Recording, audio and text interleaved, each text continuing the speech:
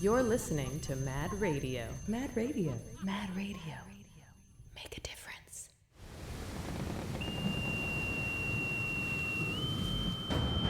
Quick, me lads! Hoist the rigging! Aye, Captain! Splice the main brace! Aye, Captain! Batten down the hatches! Aye, Captain. I'm going below deck to get the show started.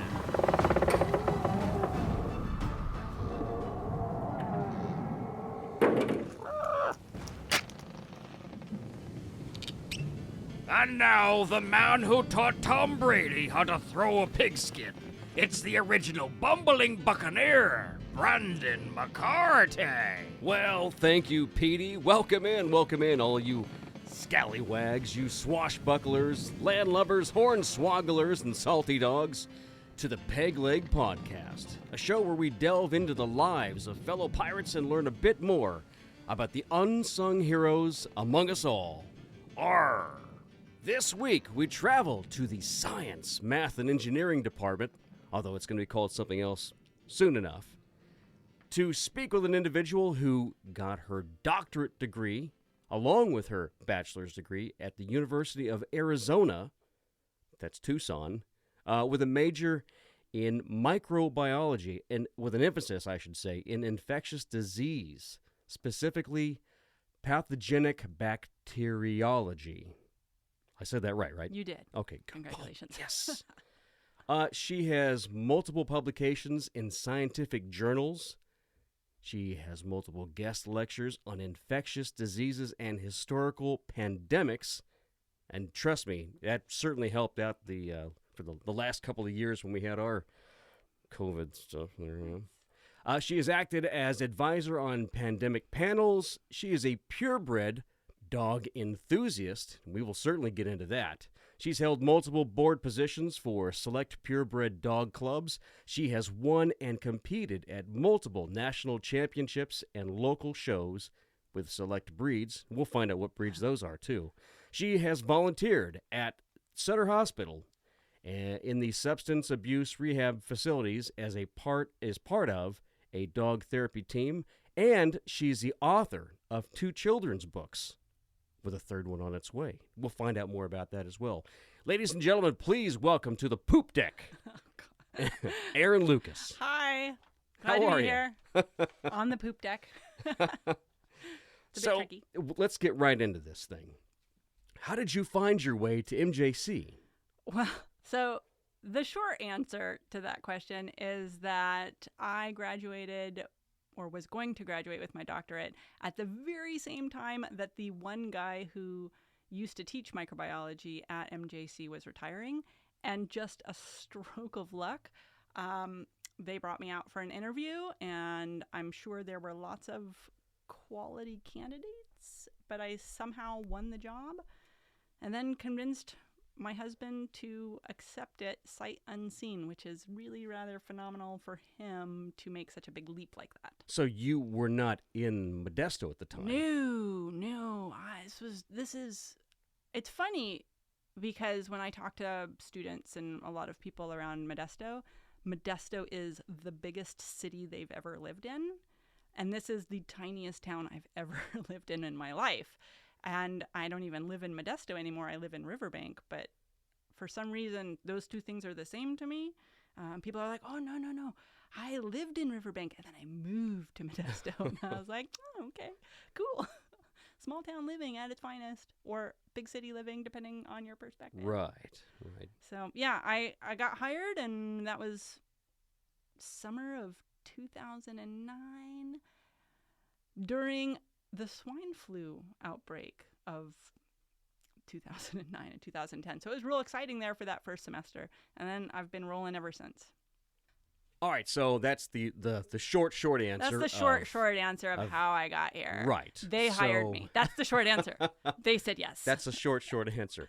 So where did you grow up? Kind of give us a background as to So that's a longer story. So I was born in Denver, Colorado. Big Avalanche fan up until we moved out of Colorado. Born in Colorado, and then when I was young, my parents got divorced, as lots of people do. And so my mother moved us two kids to Texas, Dallas, Texas, because she became the caretaker of my ailing grandmother who had terminal brain cancer at the time. So we moved in with my grandparents and my mom, and it's all about perspective. When I was a kid, we lived in what I considered a huge house. It seemed really big for a kid. I had my own room and everything, and it was pretty awesome. And we lived there until I would have been going into a freshman year of high school. And so my grandmother had passed away, my grandfather had been diagnosed with Alzheimer's, and my mother was still a caretaker for him. And then they decided the family decided, it was a family decision, not me family, but a family decision, to move everybody back to Denver, Colorado, or just outside of Denver, Colorado, so that my grandfather and his sister, who both had dementia at the time, could be taken care of by my mother. And so the family moved back to Denver area. I say Denver area because it's like the Denver metro area where there's Denver and then there's Lakewood. Right, it's kind of like Atlanta, Georgia has a ton of... Right, so it's like, the metro area. Right. So my grandfather and his sister were taken care of by my mother in their house, in my great aunt's house, which left my sister and I to live alone. So I started living alone with my sister, and we're like Irish twins. So if you've ever known Irish twins, that means that you're really close in age, which ultimately means you don't get along at all. So it was just the two of us in another abode, and I was 14 at the time, and she was 15 at the time. And she was able to get a hardship driver's license so that she was technically legal to drive before. And it was supposed to be so that she could drive us to school. But she didn't really drive us to school. She drove herself to school. And I didn't want to go to the same school as she was because all the reasons we didn't get along. I was the baby. She was bigger and stronger and all the things. She just wanted her freedom. Right. Let's go with that. Right. So I went to a different school that was technically within walking distance. But you know what? If nobody is there to get you out of bed and say, you need to go to school, you tend to not, especially because as a grade school student, I went to a teeny tiny Catholic grade school. It was the same students my whole life, essentially. And then I went from that as, K through 8th to high school as an entering freshman of like an inner city high school that was really big. It looked like a prison. There was fences around it that looked prison-y. So was there a little bit of culture shock then? Cool, a lot of culture shock. I found out very quickly that I was not prepared socially to handle anything except my little bubble. So I slipped through the cracks. I think I want to say that I made it through maybe a month, but I think that might be generous. So I dropped out when I was 14 years old, dropped out of high school. Didn't want to go to high school. Nobody was there making me go to high school. I would like to believe that the school tried to contact a parental unit to tell them I wasn't going, but I don't know if that's true or not because nobody told me. So then that was it. So my sister went to her high school. I stayed home. Got into a little trouble, but nothing crazy. Nothing that I got caught for. So that was good. And, if you don't have anything good to do with your time, you tend to do destructive things with your time. And so I did. Right. But then one day I woke up and I thought, well, this is dumb. Let's not do that for our whole life, shall we? How long had it been? Was it years then? Yeah, well, I think I was 18 when I was like, oh, I really need to get my act together. And it's fuzzy. Memories, I won't tell you why it's fuzzy. Let's just say it's fuzzy. Right. So I think I was about 18-ish. Anyways, so I was working at a restaurant as a waitress, and I just decided I didn't want to work as a waitress my whole life. So I walked into Ye local community college, Arapahoe Community College outside of Denver. And I just walked in and I said, I would like to go to here. And they said, okay, great. Where are your high school transcripts? And I was like, well, funny story.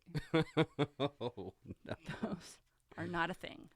So they said, well, you could take the GED. And I said, okay, let's do that. And I took it and I passed it, I guess.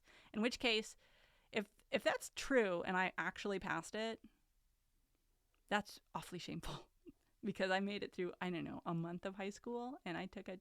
And I'm not that bright. I mean, I'm bright, but I'm not that bright, right? So I don't know what they teach kids in high school. I wouldn't know. Maybe you just learned everything in 7th and 8th grade. and Right. it Let's stuck. go with that. Right. Okay. Solid. Yeah. So I got my GED and they let me take classes. And so I did. Met my husband, got married. I didn't understand college, though. And I think that's probably one thing that you do learn in high school is how to attend college. There are these people called counselors that help you with something called an ed plan that gives you a track towards a degree. And back in those days, folks, that was in the olden days where you used to get your phone out and dial up your classes out of the catalog and you push the button for the class code and that's how you got into classes. And so I just took a smattering of classes. Remedial math, remedial biology, remedial chemistry, because all the reasons. Enjoyed myself. I didn't enjoy the early morning classes, so I dropped those and got into some later classes.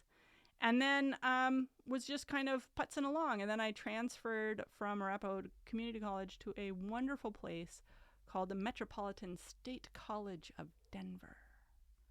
Now the Metropolitan State University of Denver. I'm not sure what they get for now being a university rather than a college, but good for them. More funding. Right. Okay. Is that it? I don't know. I'm making it up. Okay. I don't know. But now it's, real important. It's the Metropolitan State University of Denver or something like that. And So when you transferred there, did you already have something that you were working towards that you okay. Don't be absurd. Oh, man. No, because again, you would have had to have met with a counselor that Right. talked about an ed plan. And I just said, okay, I went to this college for 2 years. The logical progression is to transfer, right? Now, the really cool thing about that college, if anybody is in the area, that college is in downtown Denver, which is one of the most fun cities on the planet. I think they have the most breweries or microbreweries. Would not surprise me. They just have everything. So many. There's like this little tiny Russian joint that serves you vodka aperitifs that are flavored and fantastic, and the fare is super authentic. I mean, I don't know if it's still there. This was a long time ago. Breweries everywhere. Good beer everywhere. But the college vibe was just really cool.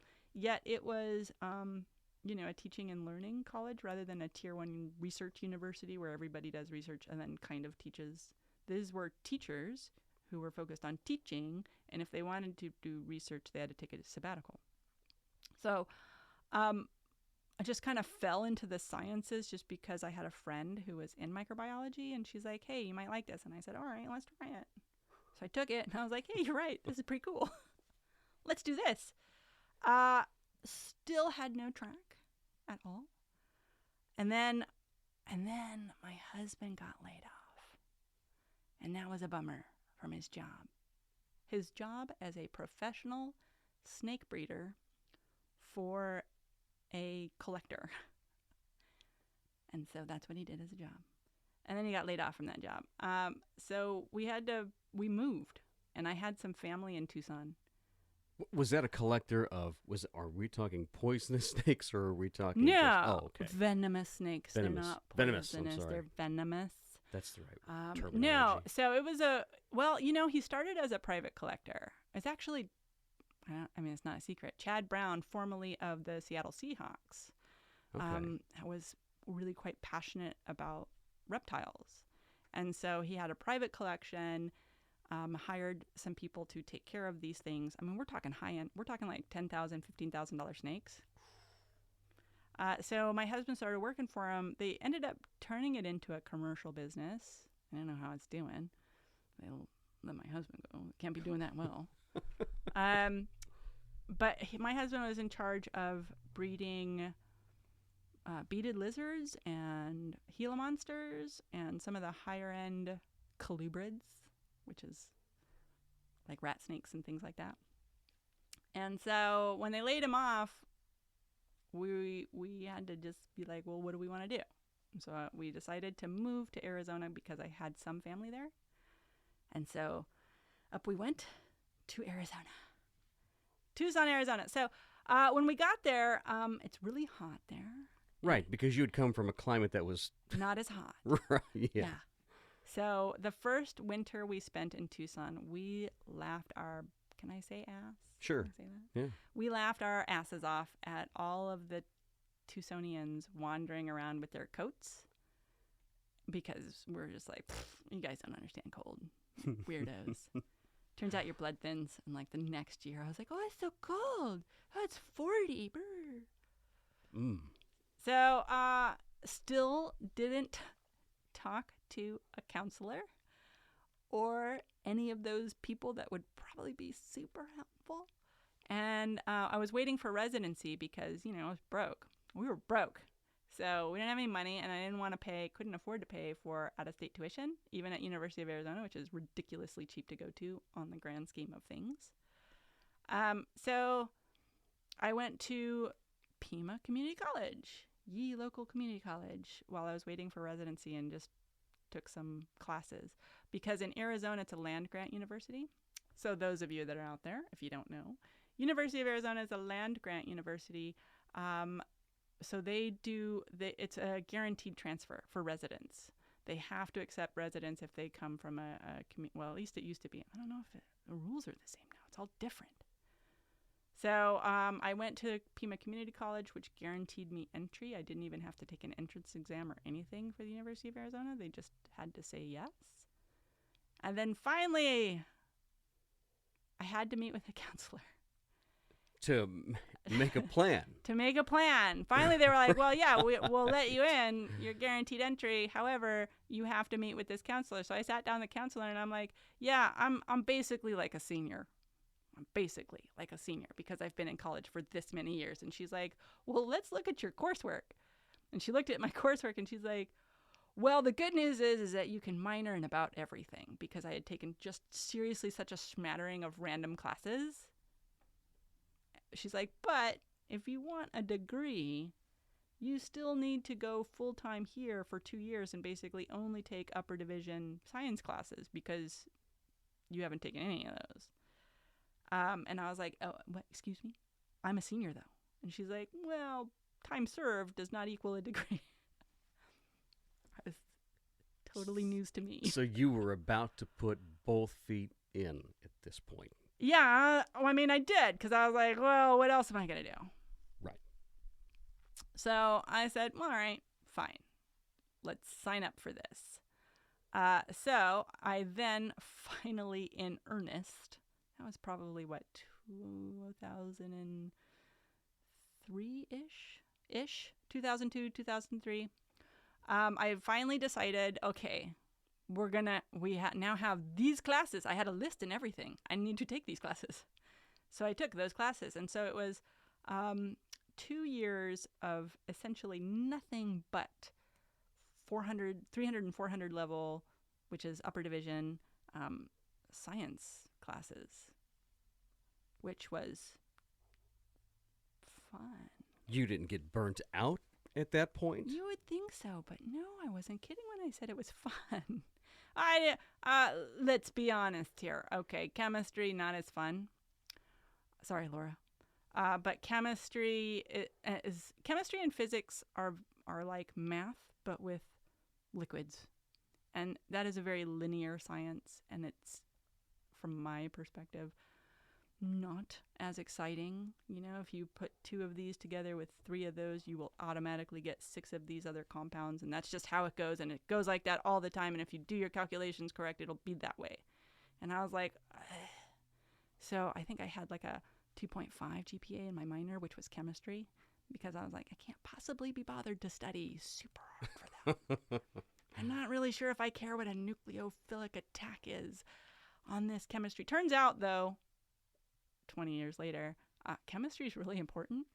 So study real hard, kids, for chemistry, because the whole world is chemistry. But I did have a lot of fun in the life science. So microbiology I had to retake because it didn't count somehow. So I retook microbiology. I took pathogenic bacteriology, microbial methods, basically really tracked microbes because I was like, well, these guys are really fantastic. And then I was all set to graduate with my bachelor's in Tucson, Arizona. And I was like, gonna be part of the workforce. And I told my husband I will contribute to the family monetarily. And then I had to have some surgery on my elbow. And they gave me morphine or a morphine derivative. I don't remember at the time. Turns out it doesn't matter. I'm allergic. Oh, no. But it's not like I broke out in hives or anything weird. It was like speed. So don't do drugs, kids. But if you've ever done speed, that was like me on morphine. And so I was up all night doing some wild things, and I apparently emailed a lot of people with my new desire to teach college. Liked college so much. I wanted to be in college forever. And so I called, like at 3 o'clock in the morning, I called people's labs as though they would be there. And they weren't. So I left messages. What? I left a voice record of that fun and exciting time. So I had no idea. I woke up in the morning that I had done this, and I went to class, and I guess one of the professors that I had called got my message. And she was like, oh, so you want to teach college, do ya? And I said, what? Huh? Yeah, okay. What do I have to do that? And she said, well, if you want to teach university level, you're going to need a PhD. And so I said, okay, let's do that. And she said, well, roll that back a little bit. To do that, you need to take the GRE. You need to jump through these other hoops, and the college has to accept you. It's not just a guaranteed, you have to apply, and somebody has to say, okay. Right. And it's competitive. And I was like, oh, well, that's okay, whatever, let's do it. And so I went home, and I then had to tell my husband, Carl, like, hey, remember when I said I was going to go into the workforce and get a job? Well, how about instead I sign up for another 6 to 8 years of college? And luckily I married the right guy, because he said, okay, I'll support you. I mean, he didn't have a great job, but he had a job. And so that was, if you've learned to live poor, then it's just status quo. So I did that. I applied, took the GRE, probably should have studied for it more, but couldn't possibly be bothered. I don't even remember what I got, but whatever it was enough to get in, and I was accepted into a lab. And then at that point, I was like, well, this college thing has been fun and all, but let's not linger. And so normally I think a PhD takes about 6 to 8 years, depending on who you are and what you're doing, maybe 5 to 7 years. And I did mine in 3.5 years, because I was like, listen, I'm going to show up at 7 o'clock in the morning, and I'm going to leave at late time, 4 o'clock, and we're just going to work, and we're just going to do these experiments, and we're just going to go. And so I did. And luckily, it doesn't matter. The cosmos smiled down and said, thou shalt have a doctoral degree in this stuff.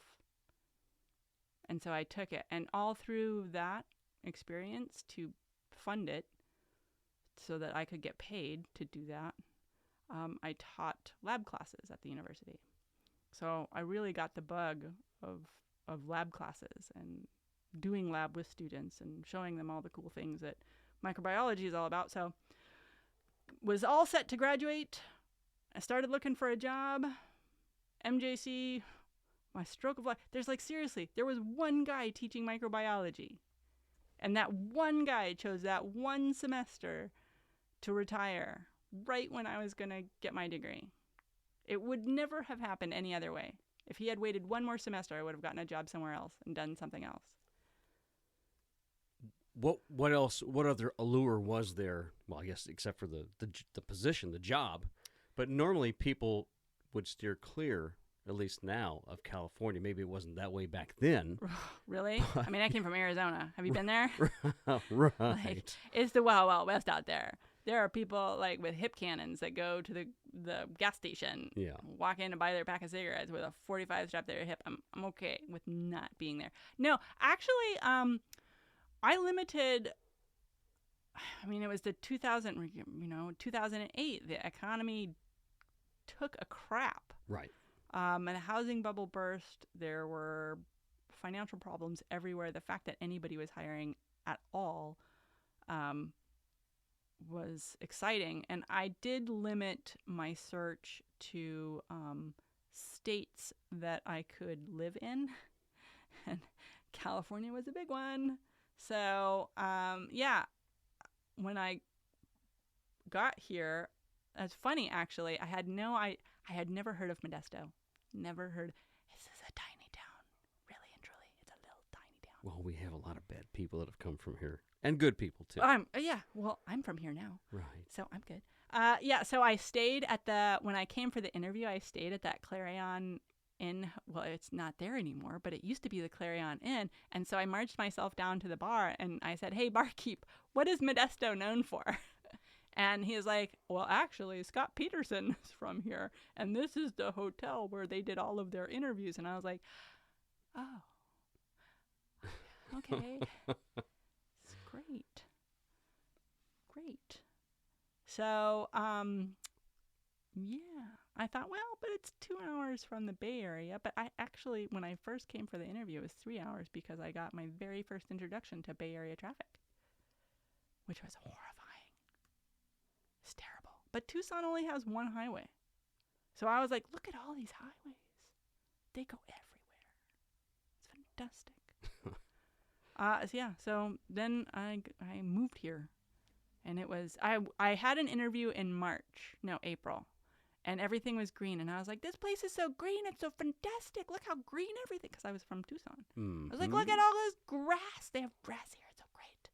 And then we came to find housing to move here in July. And I was like, wow, it's real hot. Why is everything brown? It's brown now. It was green before. What is this? Sneaky. But too late. I had already accepted. So off we came. So I went from being softly homeless in Colorado to a long and windy path to here we go, Modesto Junior College. Off we go. Been here ever since. Well, look at that. What a trip. What a trip. So what are some of your hobbies outside of work? Well, a lot. I love teaching, and I want to be a teacher for the rest of my life, and I want to teach here for the rest of my life. I think. Don't screw it up, Modesto. So I am very passionate about that. That being said, I don't subscribe to the adage that you have to only be involved in work and nothing else. Right. I have a very robust and healthy extracurricular list of stuff. A lot of them center with purebred dog stuff. I got my first competition dog in 2004. I used to do a sport called Schutzen, which it's a 3-phased sport. It's got tracking, obedience, and then bite work, man work. And so I did that very competitively for a number of years with a number of Dobermans, which is not a breed that people do that with a lot. It's a hard breed to work with. But they shed a whole lot less than a German Shepherd or a Malinois. So I thought it's probably, and they're prettier, obviously. So then that's a sport that consumes a really rather ridiculous amount of time training. I mean, it's daily. I had to get up and before work, before I went to class, go out and lay a track and let my track age for an hour and then run the track and then go home and shower and then go to work all day and then come home and do a bunch of obedience. Ugh. So I kind of tired after a little more than a decade and then got into dog shows. So if you've ever seen the movie Best in Show.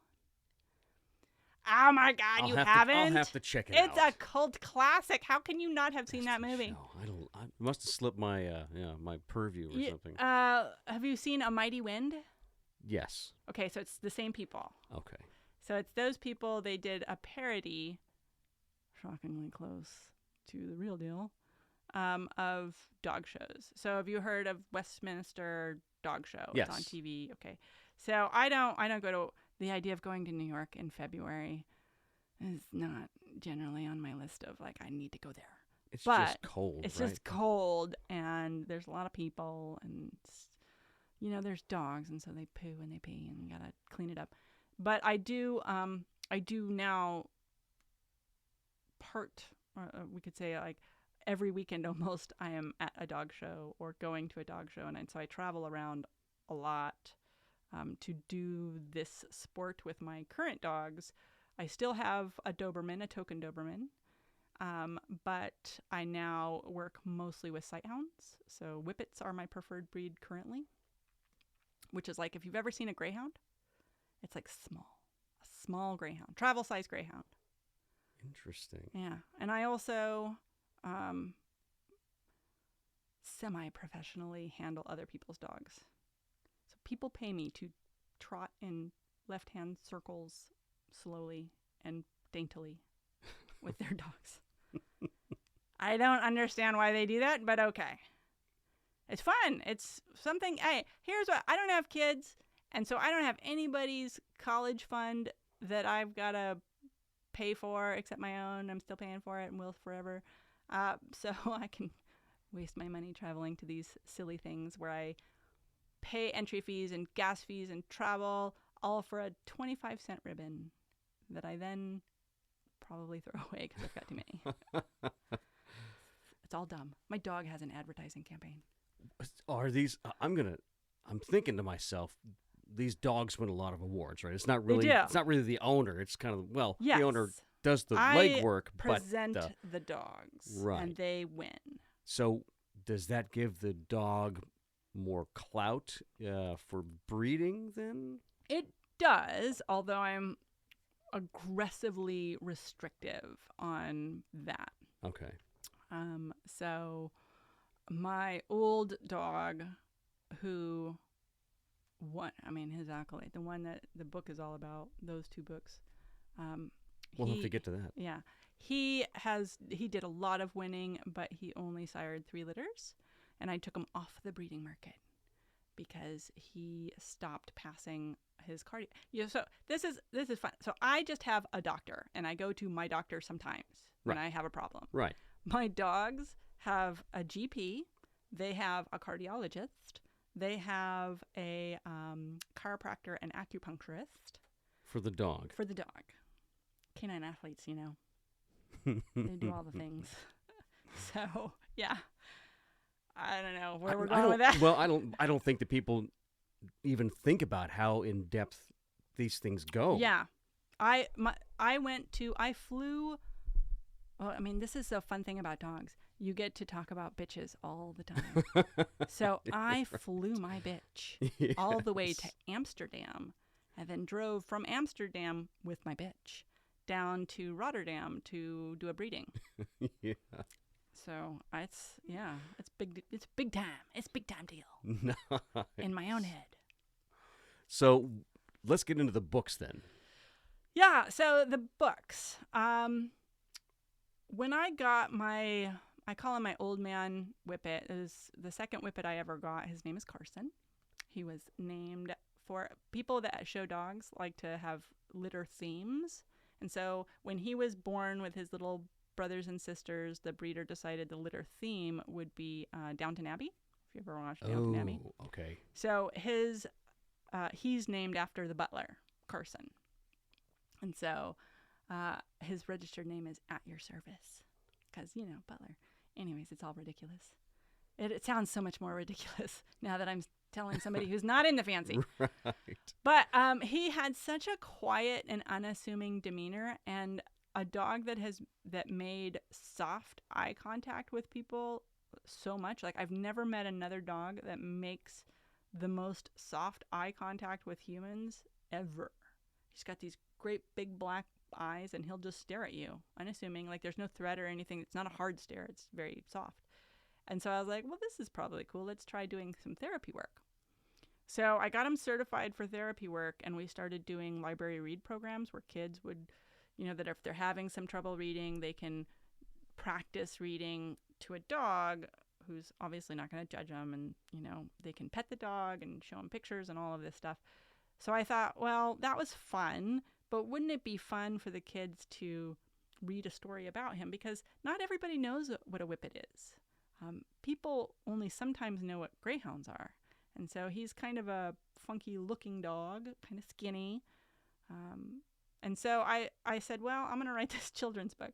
So I wrote a children's book, and I found off Craigslist. You remember that Craigslist? Yeah. Way back time? Sketchy. It was sketchy, but I found an illustrator on the Craigslist. Never met the guy in person. We did everything over email. It was fantastic. It was a great relationship. And I sent him a bunch of descriptions of what I wanted the images to look like, and he would email me a file of the image, and then I published it myself, because you can do that now. You don't need a book. I mean, I guess it'd be nicer if somebody, paid me to do that, but you have to pay for it yourself sometimes, but that's okay. Right. So I published it myself. And I at first just bought 10 of them because I'm like, I'm going to take them to the libraries that we go to and just give a book to the library each time we go. So I did that, and the kids really liked it. They thought it was all true. The first book was he gets lost in the woods and finds his way back using his delicate sense of smell. So all the kids were really excited about it. They showed him the pictures. Carson was mightily impressed with them, showing him pictures. And so we would go to these libraries. He's got a bunch of costumes that I dress him up in so that, the kids can see him in all of his outfits. And How many outfits does he have? I mean, he has a lot of outfits, okay? I don't know, 10, 15 outfits. He's almost got me beat. Well, I mean, whippets don't have a lot of flesh or fur. So they're a narrow breed that's kind of, like a greyhound. So they don't have they struggle with body heat retention. Okay. So libraries are cold oftentimes. So he's got to have something on. So he's got a knitted, number of he does have a knitted scarf, but he has a lot of different PJs. So he wears his PJs, or he wears T-shirts. He actually has a lion outfit. A big mane. We wear a lion. He was the Lion of Gryffindor when I was a Gryffindor student one year for Halloween. It was great. Kids liked it. I also got to show off my Harry Potter stuff that I own. They were all gifts. I didn't buy it myself. Mm-hmm. So yeah, he just would wear his little outfits, and we would go to libraries, and it was fantastic. Fantastic. He doesn't like the hospital. He was also my hospital dog for a while. But, hospital beds sometimes are alarmed just in case the patient gets up and wanders away, it goes off. Sure. But the same happens if you put a dog on the bed and somebody forgets to turn the alarm off, the bed will alarm, and it used to kind of freak them out. So I stopped taking them to hospitals, and I started taking my Doberman instead, so that was great. Anyways, that's where the books came from. And then the first book went over so well, I was like, well, let's write a second book. Second book went over so well, I was like, let's write a bilingual book. So the next one, it just needs to be illustrated, and published. But since I'm footing the bill on that, everybody has to wait because it's expensive. Well, fine. We'll just wait. It'll be bilingual. That way the kids can read it in Spanish or English. So we have dogs. Lots of dogs. Lots of dog stuff. We've got books on dogs. Books on dogs. Adventures of dogs. does that leave any time at all for any other hobbies? Well, I mean, you probably heard about our disastrous softball team that we tried. I may have heard a thing or two. I wanted to play softball because I was like, this is fun. I have a glove. I have a softball. Let's go play. And so I got a team together, our MJC Science Department, mostly MJC Science Department, School of Science, School of. I know, the verbiage is about to change. But Right. still the department. Science, engineering, and math. The school. The School of Science, Engineering, and Math. Right. Okay. So I got some of those folks to be on the softball team. And bless our hearts, we tried so hard, except for we didn't really try hard because we never practiced. We just showed up to games, sort of, half the time, and played badly and lost every single game. But you know what? I had fun. But you had heart. We had fun is what we had. We had okay. fun. I think hanging out with friends, doing the things. I run poorly, slowly, really slowly. But you run. I plod. Let's call it what it is. I plod. But, I like to eat a lot and I like to drink a lot. Normal amounts, folks. Don't Not get too copious excited. amounts. Right. And to do that, you have to do something active. Yes. So that's the scoop. That's the deal. Well, what is something that you pride yourself in? I pride myself in the ability to do what I want when I want to do it. Like the publishing of the book. I just woke up one day and said, I'm going to do this, and then made it happen. And so I do I have, somebody called it a growth mindset one day, but I just, I know what I want when I want it, and I do what I need to do to make it happen. Or, there's a bunch of stuff that I want to do and I don't make happen. But the only reason I don't make that happen is because I don't want to do it enough. I see how much work it's going to take, and I'm like, I don't want to do it that much. And if I did want to do it that much, it would happen. So you're very passionate about the things that you do. Correct. Do. Correct. That you do. You just said doo-doo. I did. On the podcast. What motivates you? I motivate myself. I know that sounds probably terrible. It probably sounds, I don't know, conceited. No. But I motivate my own self because nobody's going to do it for me.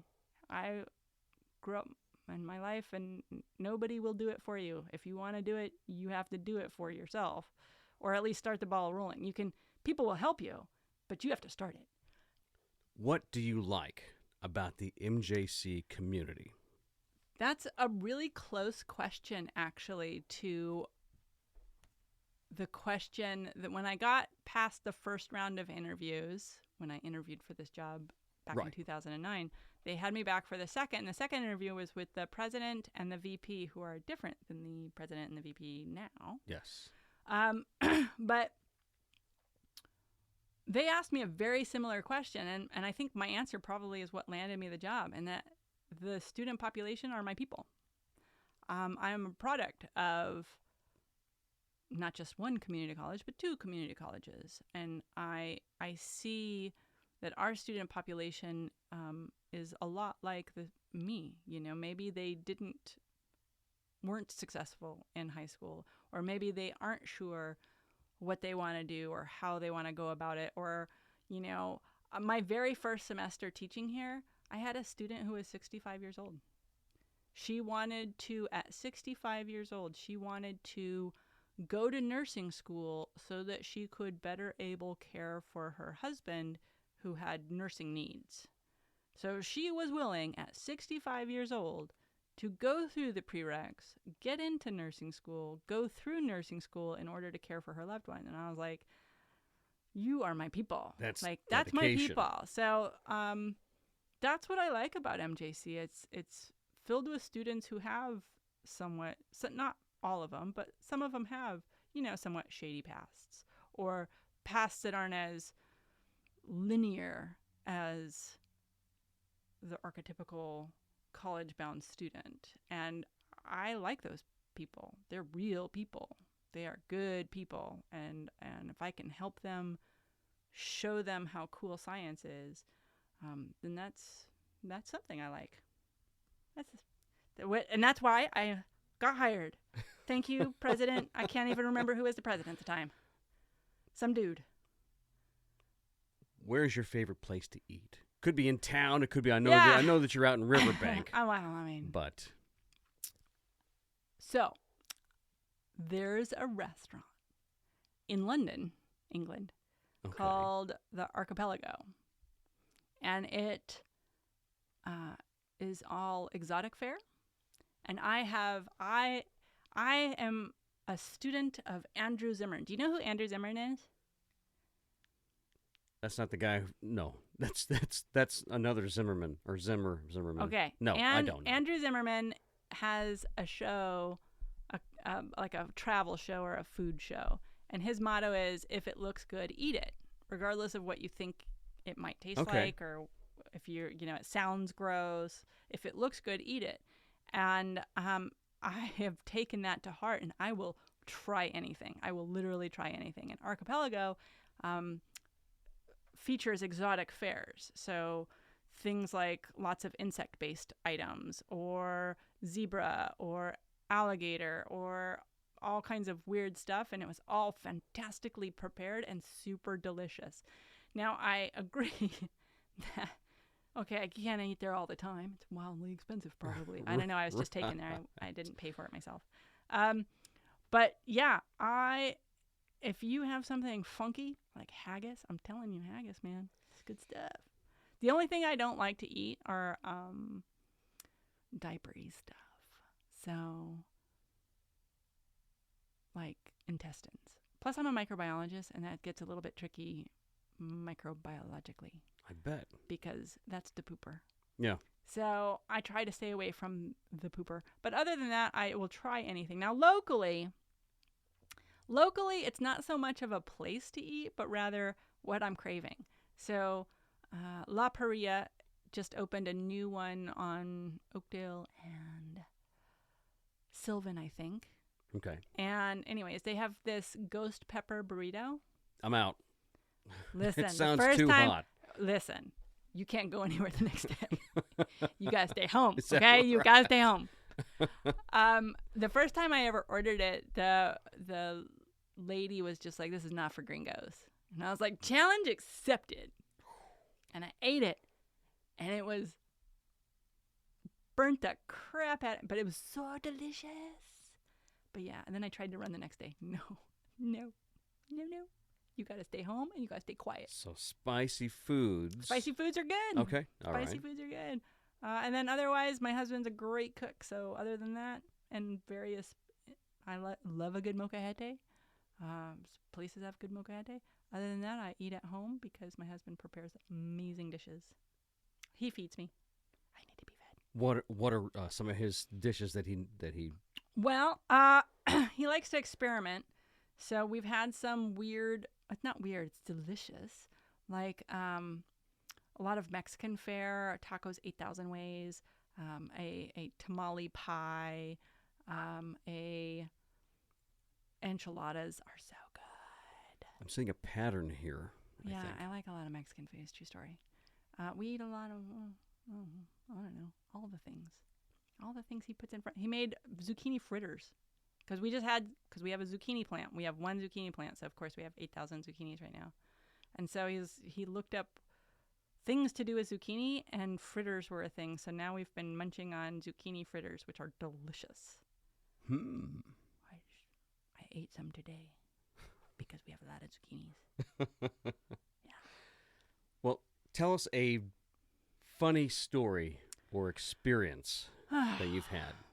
I mean, my life is a riot, honestly. But all right, let's say, just recently, speaking of absurd dog show things, it really is absurd, these dog shows. So we spend all this money. I went to Carmel. Let's see, that was in July. I went to Carmel for the weekend in July for a dog show, and me and a girlfriend, holy crap. I don't know if you guys have looked recently, but hotel prices are out outrageous. Yeah, and they don't drop until around September. I Are have they looked always into that it. way? During this Holy time, yes. crap. So I was not fruitful in finding a hotel that was reasonable at all. And so I was with my girlfriend, and she was like, well, I found a place for $450. That was the cheapest we could find. That's still high. I mean, it was ridiculous. And that was the only place like we could swing, because all these other ones were like $600-700 for a night. Right. For a night. It's a bed. It's a place to lay your head and take a shower. So we did it. And it was, so we literally were at this hotel for less than 12 hours. We got there late. We took showers in the world's most terrible bathtub, and we climbed into our beds, our respective beds, turned off the light, and we're just like, man, it's been a really long day. We just need to go to sleep. We got an early day tomorrow, and it's pitch black, and the person above us flushes the toilet, and it's like we could hear everything, and it just continued, and it continued. So we're just laying there. It's pitch black. There's no sound except that, and we just burst into laugh, and like the belly where you cannot breathe. You're crying because of the absurdity of this entire situation. We're at this really crappy hotel in Carmel, like it was in Pacific Grove. That should be a nice place, but it was the world's worst hotel. And I laugh so hard. I wear an eye mask when I sleep because I don't like the light getting in there. I had to turn my eye mask over because it was soaked with my tears of laughter. Neither one of us asked what the other person was laughing about. It's like you don't even have to ask. You just burst into laughter, and it was awful. And we eventually got some sleep and got that crap out of there the next morning. And hopefully we didn't get any bed bugs or anything weird. Maybe that guy had the ghost pepper burrito. I mean, dude, honestly, it was just maybe bad oysters. Who eats oysters in July? Hopefully nobody. No. But maybe it was terrible. It was absurd. It's all absurd. They say dog shows look super glamorous because the dogs always look so pretty and everybody wears really expensive suits. I go to Poshmark, folks. Poshmark for you suits. Yes. But like the behind the scenes is just absurd. It's just absurd. It's just like crap like that all the time. I don't know why anybody does this. I'm talking myself out of it is what I'm doing. Oh. Who has been one of your biggest influences? I would have to say, and this is going to sound cheesy, but it's true, my husband. So I've been married a long time, and nobody will ever have the moral high ground on him. The man lives on the moral high ground, and that's probably good for me to keep me from doing some shady stuff. He once, bless his heart, I found $100 cash bill at a gas station once when we were together, and he made me turn it in.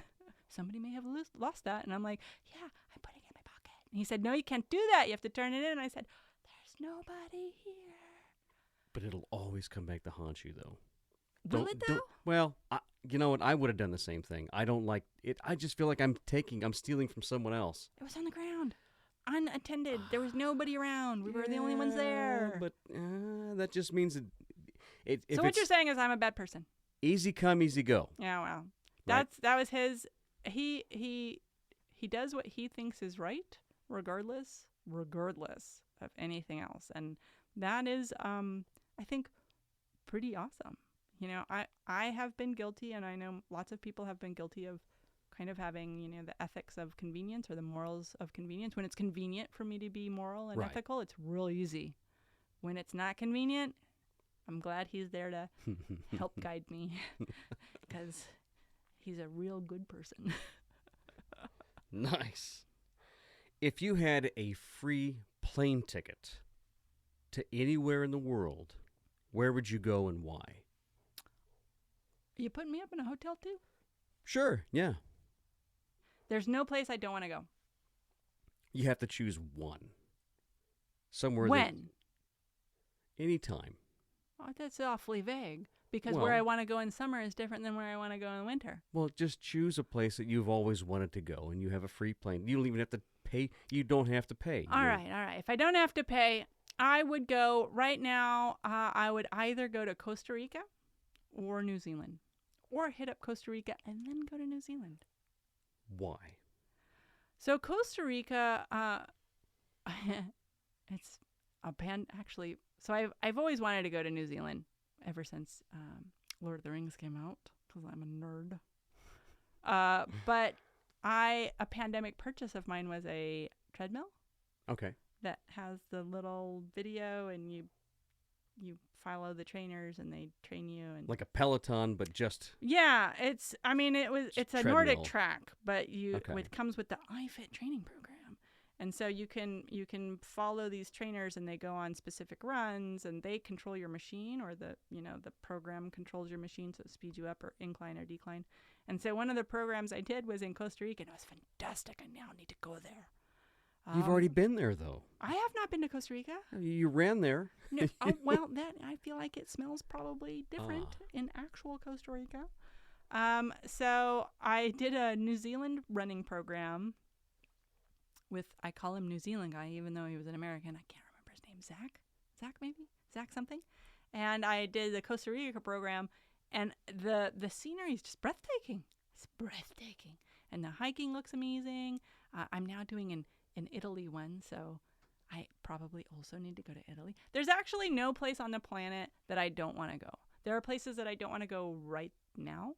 Like if somebody said, hey, Erynn, let's go to Kabul. I'm going to say, not currently, maybe later. Right. But I bet their food is delicious. And anywhere I would go, I would eat the crap out of all the local fare. All of it. Give me the wildest Costa Rican. Like, there's nothing that doesn't look good to me. Half the time, I want to then make it at my house. I watched Andrew Zimmern eat some delicious-looking goat varieties, and so I ended up having a goat party a while ago where we prepared goat 5 different ways. It was fantastic. Well, one of them didn't turn out. Did you? You didn't slaughter him on site, did you? No. Oh, okay. But I also believe that you should know where your food comes from. Yes. And so I guess another hobby is I am an avid hunter of smallish game. I say smallish because I don't have a gun that is deer-sized, and so those are long and hard hunts, and I'm not really willing to. You're taking out the gophers with a BB gun in the front yard. Not the gophers. No. My dogs, are you kidding? We don't have gophers. I have dogs that would end their life immediately. Right. But like jackrabbit, which we have a policy. We do not waste game in our house. If you kill it, you must eat it, or the dogs must eat it. Because I will say we amended that to the dogs must eat it, because have you ever tried jackrabbit? No. It is not good. No. It is, we have to cook it in a crock pot, and we put the crock pot outside. The crock pot has to go outside. So that tells you how that smells. But game birds, we eat them all. I don't remember where I'm going with that, but yeah. Oh, yeah, here's where I was going with that. Now I remember. I saw Andrew Zimmern eat a guinea pig. I guess it's a South American food that they eat. It's a delicacy. It looks delicious. I would totally try it. Ooh. I don't know the legality of doing that here in the States, so I'm not going to just go to the pet store and get a guinea pig. But yeah, I'm into that kind of stuff. Experience everything, man. You got to experience it. You only get this one life. You might as well just do it. Okay. Seriously, you got to do it. I'll look into it. Probably delicious. If you had 3 music albums, only 3 that you could listen to for the rest of your life, what would they be and why? So, I don't listen to a lot of music. And I mean, I do and I don't. If anybody were to ever ask me who this song is by or what the lyrics of anything is, I will not know that. I don't know that answer. But I like groovy music, and I like to listen to music as long as there's not going to be a quiz afterwards. So I will say that, here's what I'll say. If I could only listen to something for the rest of my life, number 1 would probably be the Umbrella soundtrack. Umbrella Academy. Have you seen that show? Maybe 1 episode. Okay. The soundtrack, legit. Okay. Strong recommend. That's a Umbrella strong recommend. Academy, Soundtrack. Boom. Number Yeah, one. it's a good one. Because I'm a plotter that's really slow and I need lots of auditory encouragement to move my feet a little faster, I'm going to say, give me some K-pop. I'll go with BTS. BTS gets the feet going faster. Have you ever heard of BTS? I'm old. Yeah. I'm not sure. I mean, your what kids that maybe. is. Maybe Yeah, your kids. probably. You got to do the little finger thing of like a little heart. You just put your fingers together like this. You can't see this at home. We're putting our fingers together in a little heart. That is the BTS ARMY signal. I don't know. Think young women getting really excited about I don't know. All I know is that it makes me run a little bit faster, probably 30 seconds more per mile. Quicker per mile than something else. I will look into it. Yeah, see what if you want to break your race records, my friend, No. get yourself some BTS and pop it in the ears and just go time. Okay, so that's number 2. And then number 3, can I say a mixed CD that my husband made for the car? Can I say that? It's an not album that he I made? guess it's an album that. I'm not married to any of these people. Okay, Like, I mean, okay, so that's let's fine. see. We'll go with that. Okay, let's go with that because What are some of the tracks on there? probably there would be some Radiohead on there. I'm a fan of the Radiohead. Okay. Groovy stuff. There would probably be some Beck on there as well. Also groovy. Black Keys, maybe. Foster the People. Little Tori Amos, if we're going to go way back in the Wayback Mobile. Probably California Love from Tupac. And Dr. Dre.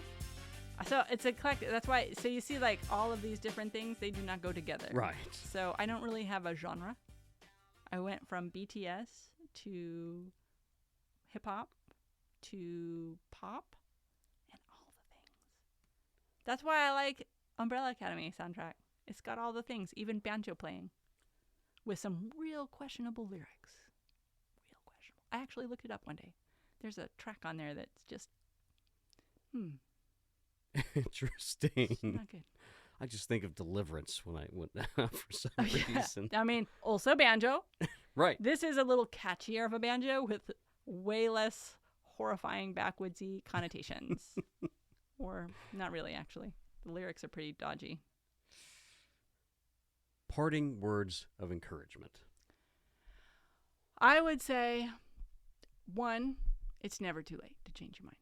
It is never too late to change your mind. I was 30 when I finally graduated, which doesn't sound very old now that I've told you guys that I had a 65-year-old in my class. But choose your path, and if you don't like that path, choose a different path. And if you don't like that path, choose a different path. The path is what you make it. Stay on your path. Your path is your path. If you need to go on a different fork, if you need to go in a circle, just do it, because nobody's going to do it for you. I mean, you might get help along the way, but do it up. You only live once, man. Do it up. Well, the winds are picking up and the barnacles are collecting on the bow. Time for us to set sail, me hearties. This episode was brought to you by the Double Dog Dare Downtown Diner. Say that 3 times fast. Produced by, believe it or not, it's just me. And edited by Patchy, my main man, the parrot. Music by the Kaka Maraca Jam Band. If you have any tips or tricks or things that you would like to discuss, hey, you can always email peglegpodcast@gmail.com. And please do, we always look forward to hearing from you. And as always, remember, keep your booty close and your sword sharp, lest you find yourself swabbing the deck on the bottom of Davy Jones's locker. Until we meet again.